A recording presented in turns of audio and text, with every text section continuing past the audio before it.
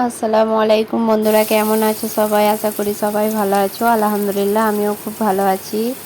আজ আবার একটা শাক ভাজির রেসিপি নিয়ে আসলাম। ভিডিওটি যদি ভালো লাগে অবশ্যই লাইক, কমেন্ট, শেয়ার, সাবস্ক্রাইব করে পাশে বেল আইকনটা অন করে দেবে। আমি সরষের তেলেতে রসুনের ফোড়ন দিলাম, দিয়ে দুটো কাঁচা লঙ্কা কেটে দিলাম, ছোটো ছোটো করে আলু কেটে রেখেছি সেটাও দিয়ে দিলাম, দিয়ে ভালোভাবে তেলের সঙ্গে আলুটা ভেজে নেব হালকা করে।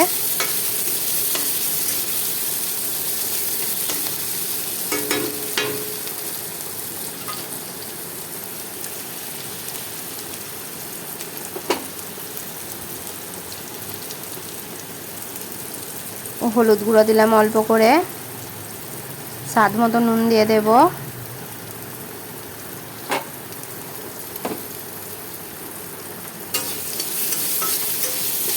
দু একবার নাড়াচাড়া করে আমি আলুটার উপরে ঢাকনা দিয়ে রেখে দেব আলুটা সিদ্ধ হবার জন্য।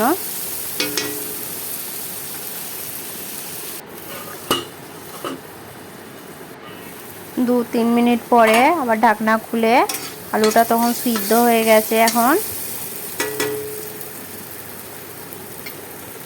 এখন শাকগুলো দিয়ে দেব।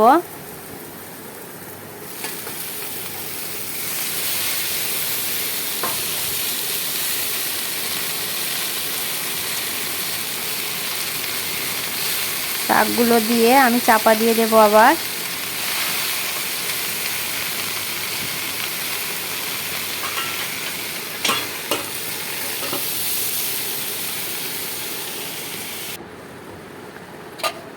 আমি এক হাতে ফোন ধরে ভিডিও করছি আর এক হাতে আমি রান্না করছি, ওই জন্য ভিডিওটা একটু এরকম হচ্ছে, তোমরা কিছু মনে করো না।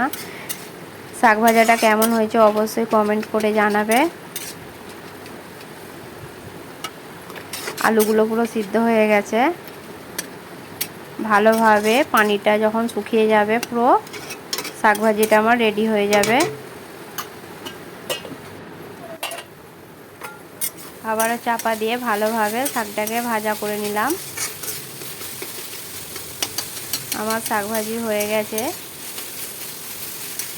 আবারও দেখা হচ্ছে নেক্সট ভিডিওয়।